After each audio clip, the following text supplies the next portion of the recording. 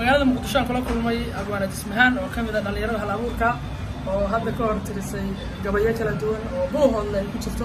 horta gabaygii boqolka halaad maxaa ka soo hagaagay boqolka halaad fiican buu ahaayeen konton baataysan laakiin konton hadii la hayo maxaa baharay 50 meesha lagu gaaro waa dhamaystirmaya okay gabaygaas boqolka halaad qayb yar ma naga maqashay taariikhda dadka si aan ku daawanay horta gabaygu wuu dheer yahay qayb yar kamid ah hadii aan waxa ka hadlaynay waxa ka bilaabay halkan ku dhashay maxaa la oranayay sheegay gurka Soomaalida oo faanay inta kala leeyahay marka waxa kamid ahay iran dooda iyo hawdalan caano lagu dalo tambar lagu anqariyo aqaldahay weyn iyo geedka ku abuurto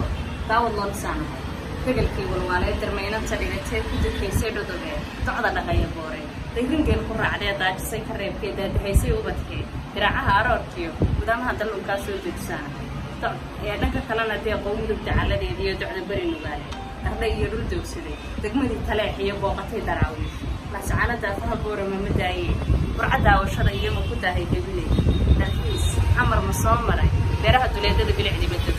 Jubbaland maanta marka aan diyaar ahay wada saxan ma qaata way dhabo bay iyo burcad sidoo xoolaha baahida inuu jeestaa baladweyne hiiraan waa halkii adraawi baladweyne hiiraan bartoodu soo maro barbaar bisla boodnaa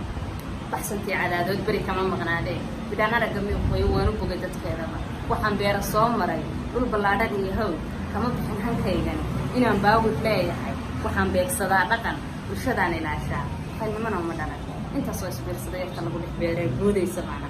adna baafintaadii hadba bariska tuurkii waa aragtidaadii uga tahay maxaa tiri haddaan boogda weeyoon kugu fiirsha garashada birta baanadaydiyo bidhaantayda lama helay hasabaan la badatee abduu boqol halaad iyo baxday farasa iyo qori kunta fayma haysa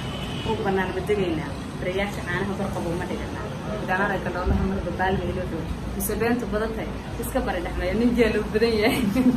ما كنت كي أنا وديان إسلام هذا ما سنتهاي وعن كلكم في مجال المقدسة عاصمة الصومالية